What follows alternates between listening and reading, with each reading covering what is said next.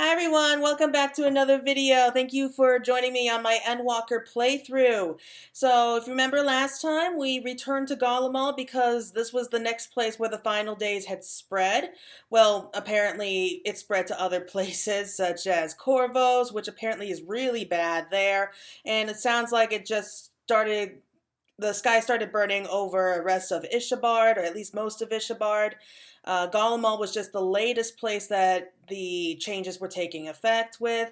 And so the other Scions were already there, and so we decided to head out there to help out in any way that we could.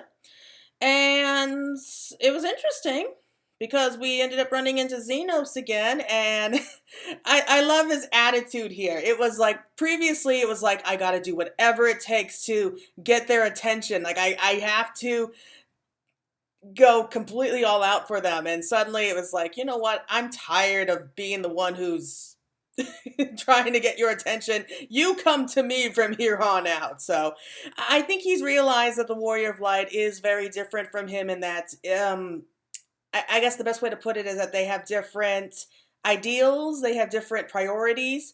So he's not number one on that list right now. And it just so annoys him. You can just see how frustrated he is that he isn't the number one priority on the Warrior of Light's, to-do list. But hey, what can you do? Anyway, so we are picking up immediately where we left off. I had to leave kind of early yesterday. I have to leave a little bit early today because I got work later on, but let's see how far we can get to. Okay, so the next part of the quest is called Outside Help. Lucia is taking stock of the prison situation. Is this another cutscene? Looks like it. No major injuries then. Good. I briefed the recovered soldiers and sent them on their way as quickly as I could, but nevertheless feared they would not make it in time.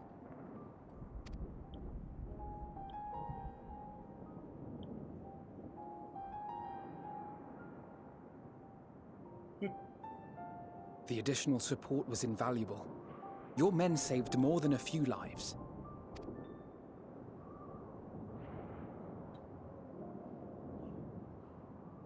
Though not all, I regret to say.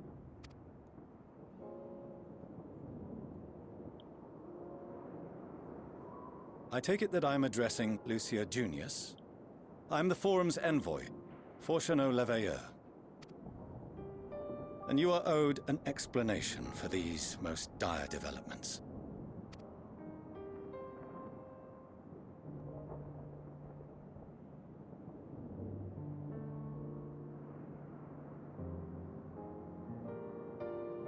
Another trial wrought by the final days. I was beginning to suspect as much. You doubtless feel some consternation having been forced to abandon your original plan. But trust me when I say you were right to send the refugees elsewhere. Beasts have been sighted within the capital. Perhaps it was a stroke of grim fortune that the population was decimated beforehand, as they've yet to appear in any great number, but in time. In any case, Maxima leads the remainder of the contingent in an effort to cull the creatures and evacuate the populace as we speak. Once the airships have taken to the skies, I pray your men can be persuaded to join him. You'll permit us to retain our weapons? I wouldn't have sent you after the Scions were I expecting you to stab them in the back. And I, for one, would not consider past transgressions more relevant than future contributions. Regardless of the circumstances that saw us at odds before, we need men of courage now, more than ever.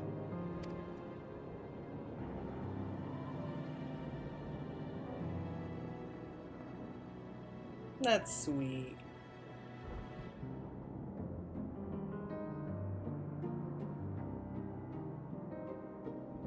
I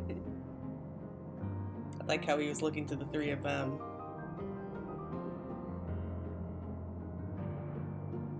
We swore to defend Garlemald, and so we shall.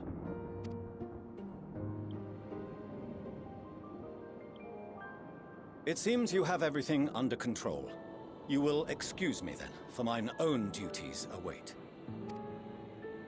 A moment, Master Fortuno. You did desire to express your appreciation for services rendered, did you not? I did. Though if you intend to again ask that Sharlayan alter its course, you will find my gratitude insufficient. He's so grumpy. 'Tis nothing so onerous. I wish to hear the details of this grand endeavor of yours.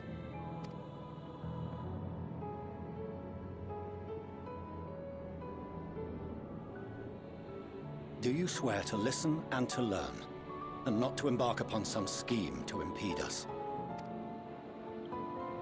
I swear. But like father, like son, they're so alike.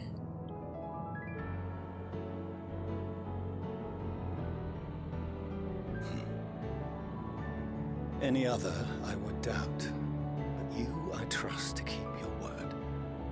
For not once have you broken it.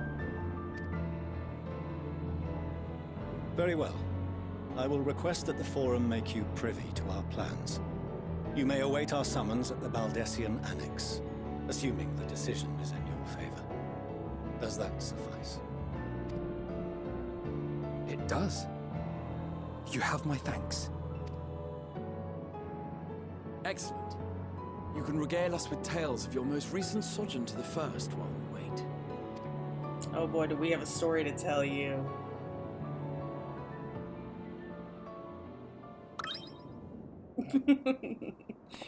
Did you hear something just now? Well, not all of us have Makote here, so... What's wrong? What is this? It's a Loperette! Is he okay? Okay. Oh my god.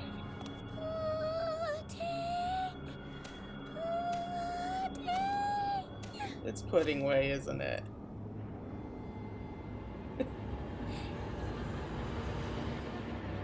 Where is this star's blasted pudding?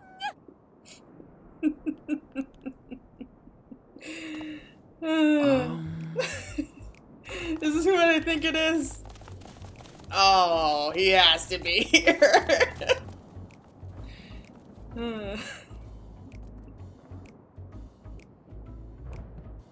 Dawn may banish. He's even back! the darkest night.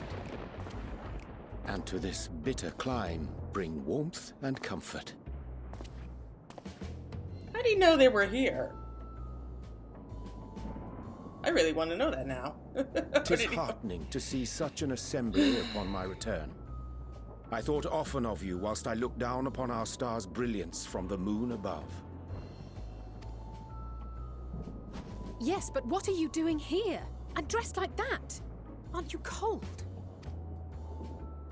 Verily, I fear for my health should I proceed to expound upon our purpose ere I procure more suitable garments.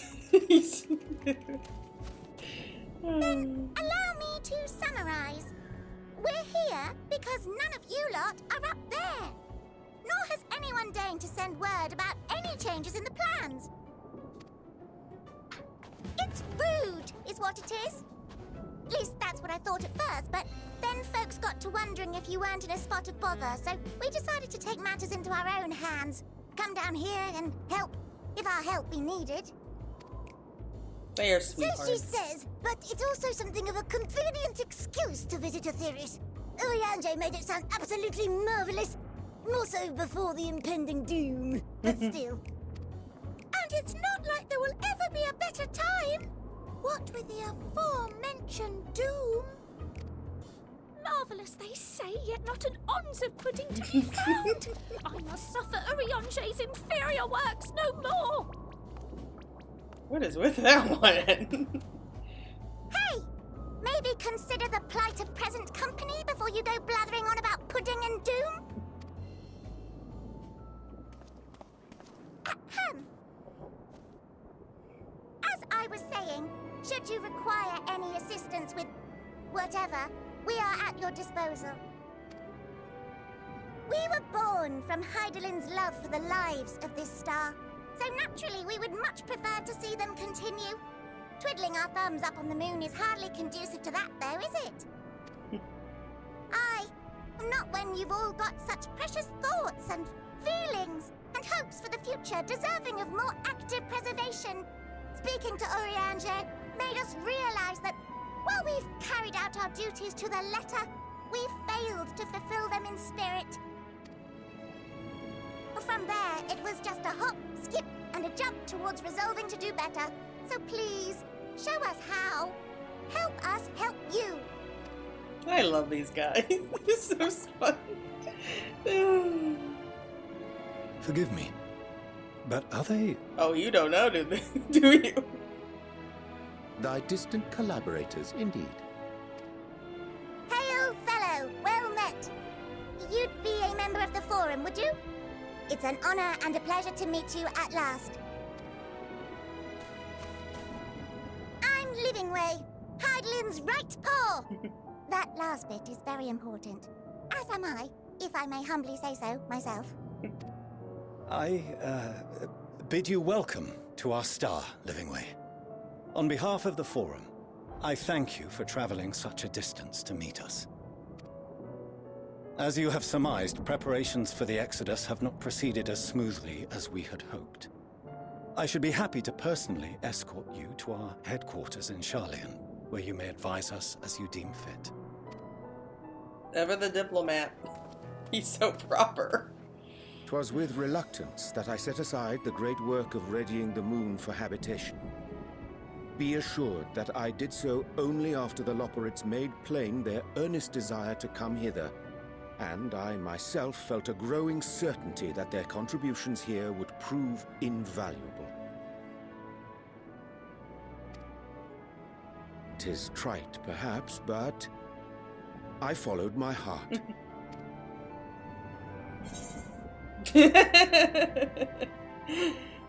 Good to have you back. I think that's a joke there. For a time, at least. Nevertheless, 'twas worth the journey to find present company well. Wilt thou attend us at the Forum and lend thine own wisdom?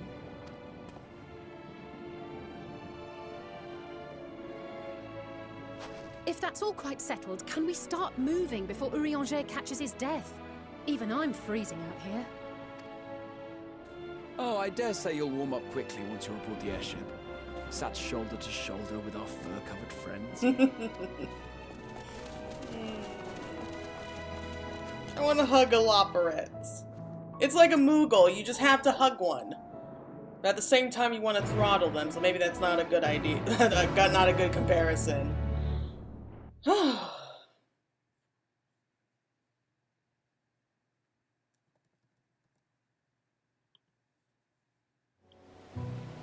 Okay, so we're back in Sharlayan. That was fast.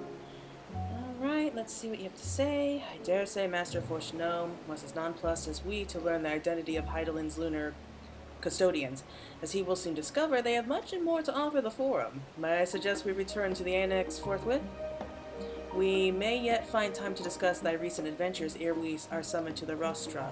Well, we better, because we got some pretty big information to share with everyone.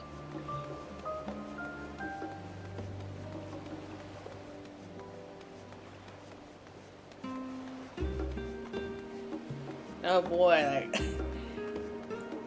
like they're just gonna be blown away by all this. I'm just sure of it.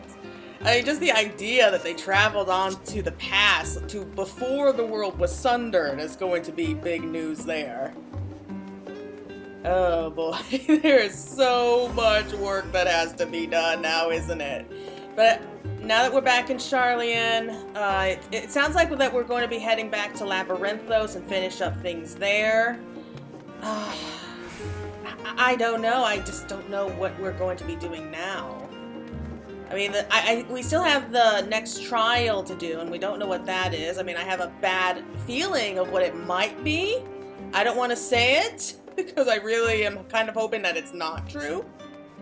But I'm starting to think that maybe Medion somehow is like the final boss, or like some kind of incarnation of her, or something.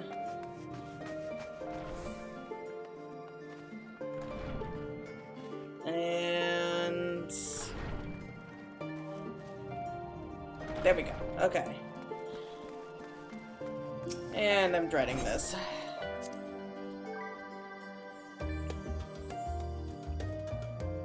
This is like a real emotional roller coaster.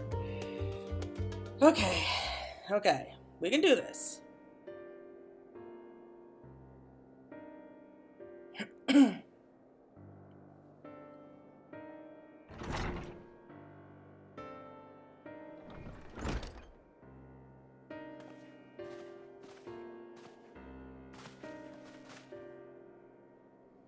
Not that I'm complaining, Urianger, but I wasn't expecting to see you quite so soon.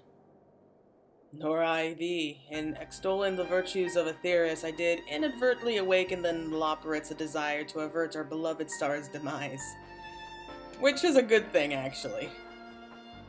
Cryo tells us that you've obtained new knowledge that may aid us in our ongoing efforts. I have news to share regarding our study of the ethereal sea, but your findings are certain to be of greater interest, and so I would rather hear them first. To what revelations did Hydaelyn's Elpis flower lead? Okay. More than you could ever know.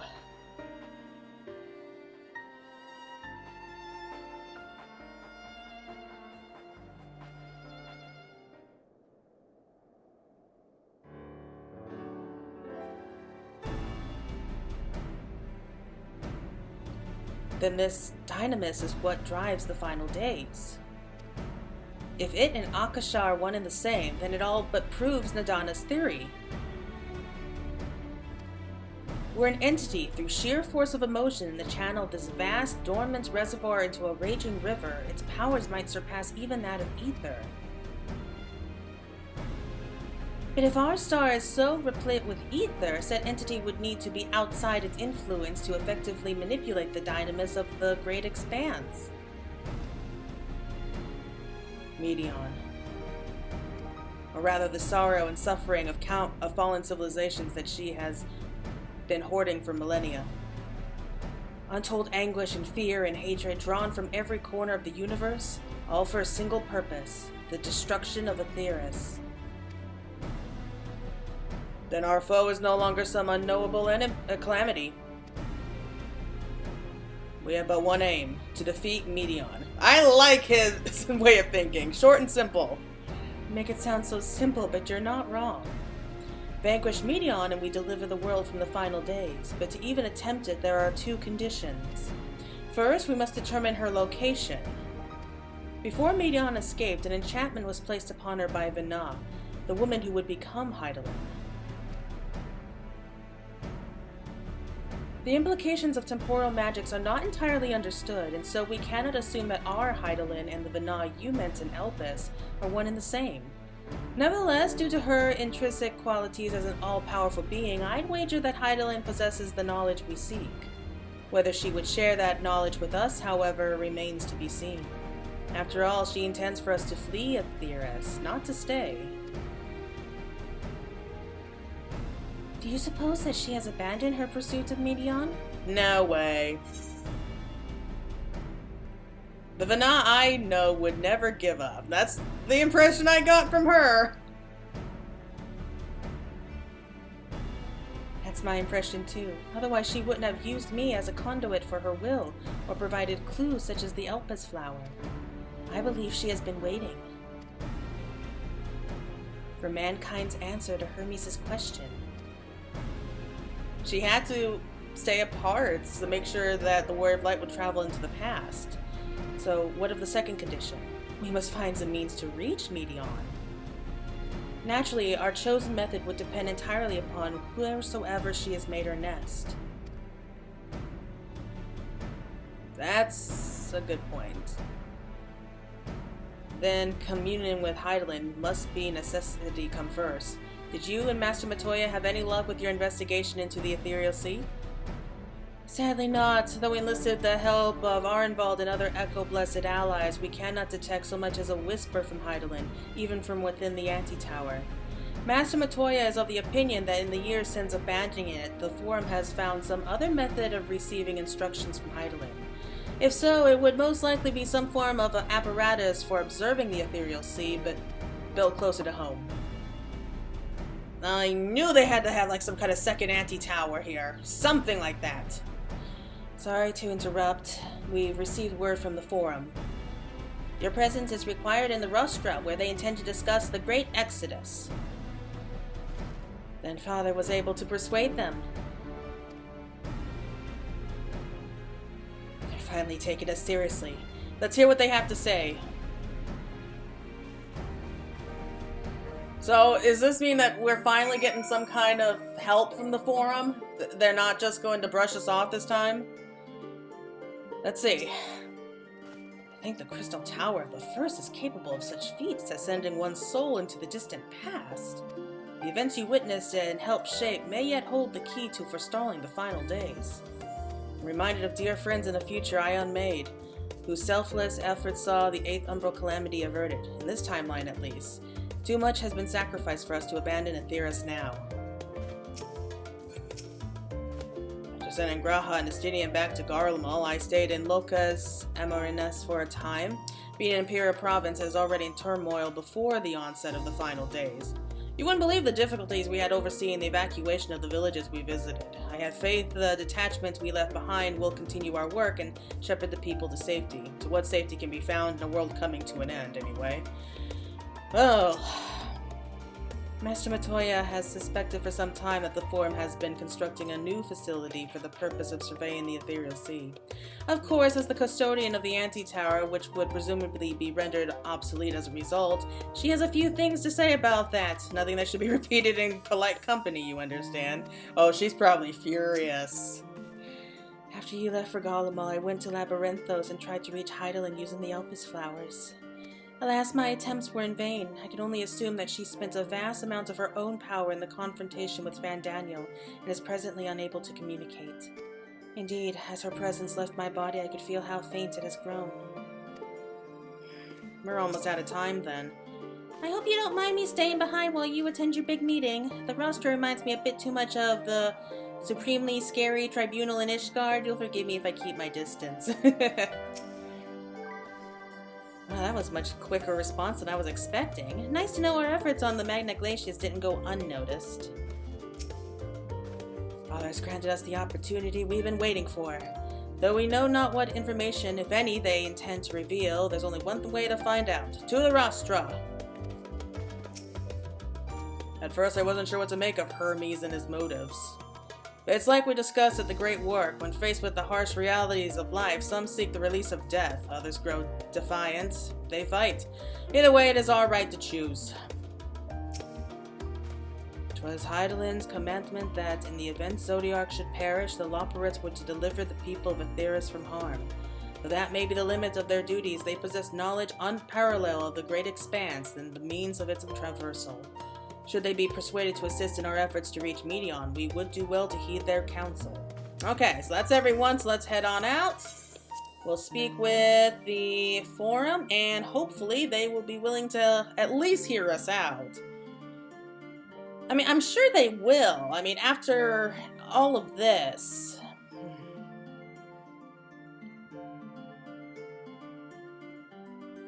So what exactly are they planning? Well, they mentioned before that they seem to be building some kind of vessel to get everyone to the moon and back. So I would say that's probably the same thing here. So, oh wait, that might be how we managed to reach Medion. Like if they're building like some kind of transportation ship, then we can borrow that, can't we?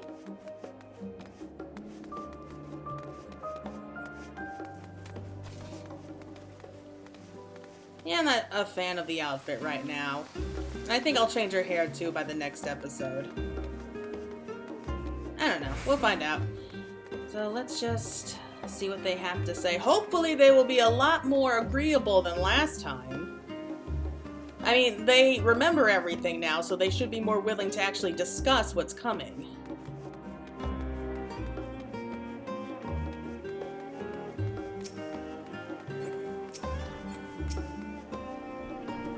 Forum is in session. As such, the rostra is closed to visitors.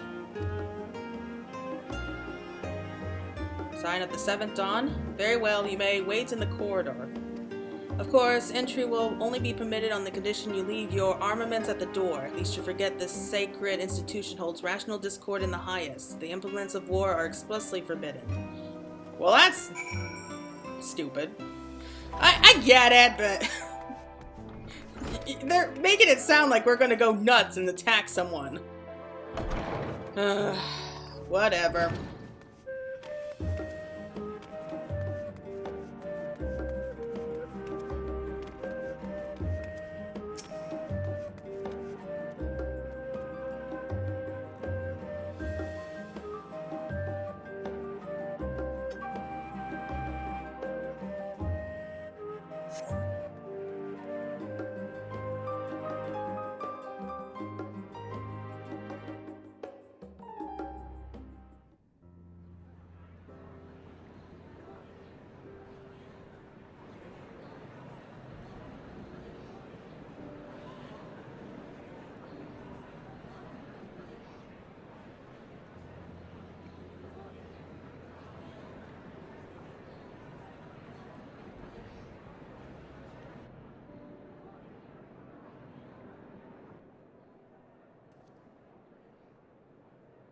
There is a matter I wish to raise with you before we enter.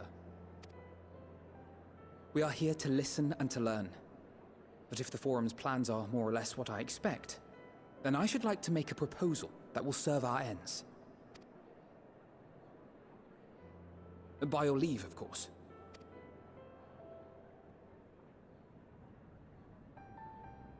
I don't see why not.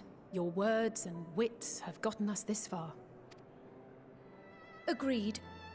I will present our queries so that you may consider the most advantageous way to advance your proposal without distraction. Thank you, everyone. If I may have your attention, the ad hoc session will now commence. The purpose of today's assembly is to brief the Scions of the 7th Dawn, at their request, on the Great Exodus. You may enter.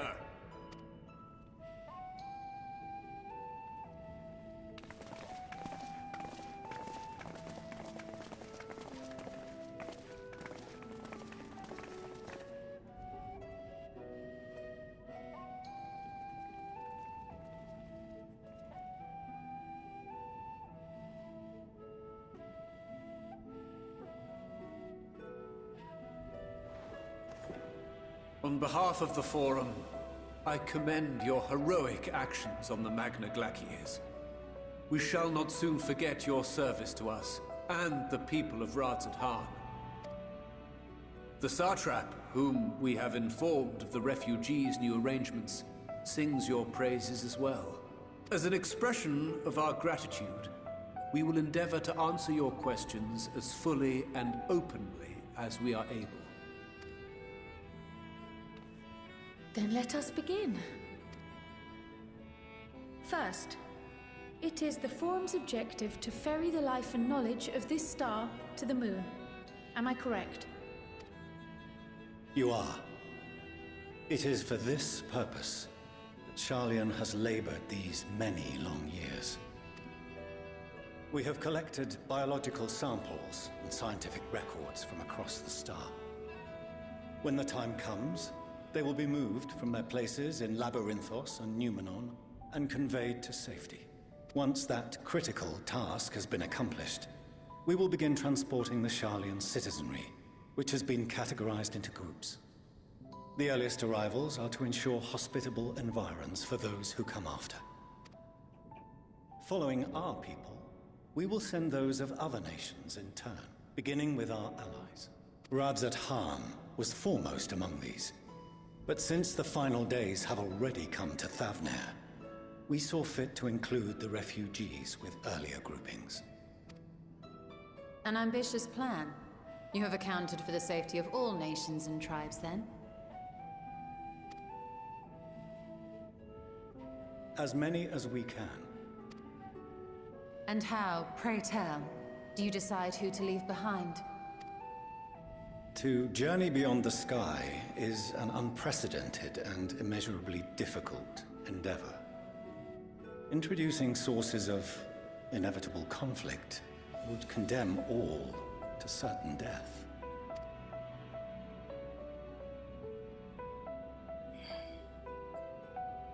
Questions as to the validity of that approach aside, are your plans proceeding apace? We're under the impression that your primary means of celestial transportation is incomplete.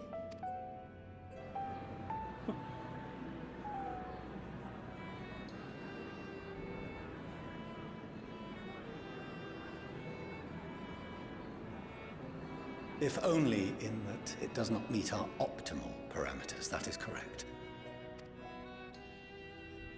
This Ark, as some have taken to calling it, is fully operational and could be launched even today.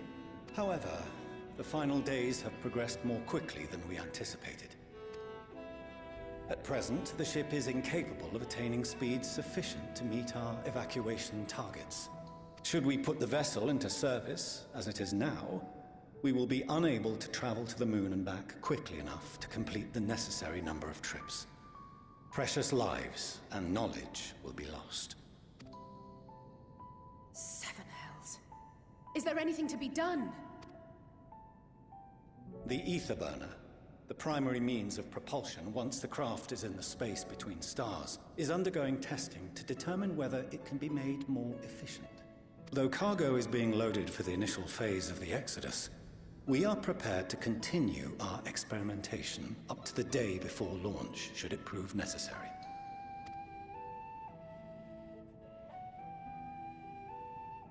What if the Scions were to solve your problem? Of course. We shall help devise a means to improve the ether burner's efficiency, on 2 conditions. If we succeed, you must allow us to meet with Hydaelyn.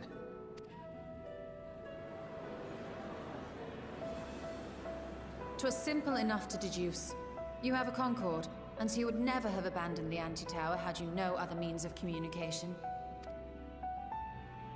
One far more convenient, I suspect.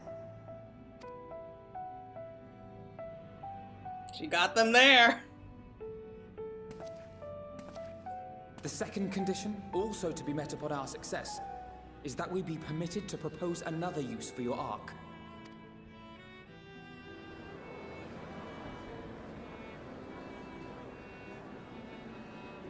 We would be at liberty to refuse this proposal. Of course. If we cannot prove its merit to the 99 here, who are we to stake on it the lives of all peoples of this star?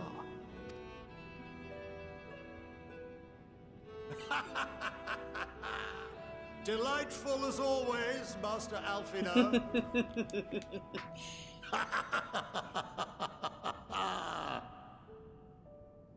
Oh, we couldn't have asked for a finer plan. Allow us to solve this complex engineering problem of which we were entirely unaware until moments ago. What could possibly go wrong? The satire writes itself. I can't argue with that.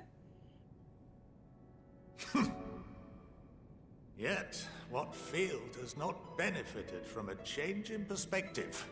When we are at wit's end, what we need is not the same dry theories recited ad nauseam, but fresh inspiration.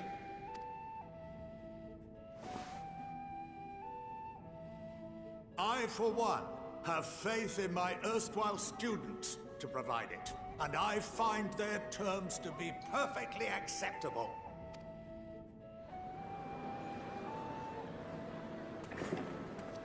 Order! Order! We have no time to waste on debate. I call a vote. All in favor of agreeing to the Scion's terms?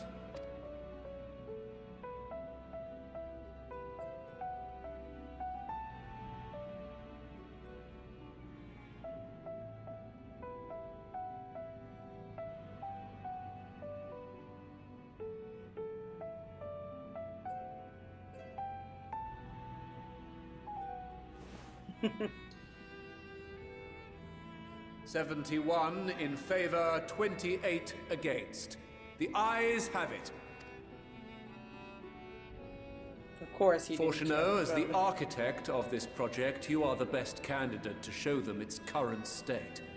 And bear in mind that regardless of your personal misgivings, this is the will of the Forum.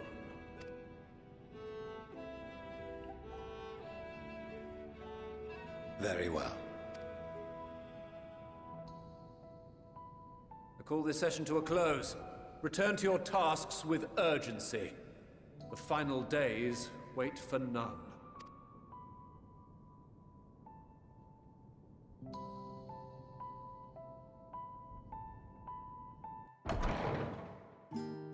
Well, that went better than I thought it would. What time is it? Oh no. I gotta get ready to go to work soon. Okay, so we'll finish up this quest and then we'll just save what he has to show us for next time. My affinity for espionage may have earned me the title of Archon, but I was completely unaware of the Forum's plans. There may have been clues here and there, and I've been of a mind to look for them, but contemplating that possibility only serves to further wound my pride. Not that anyone could have realistically surmised that their brilliant stratagem was to build a giant ship, fly to the moon, a still larger vessel in truth, and use that to travel to another star. Even now, the whole idea seems positively absurd when spoken out loud.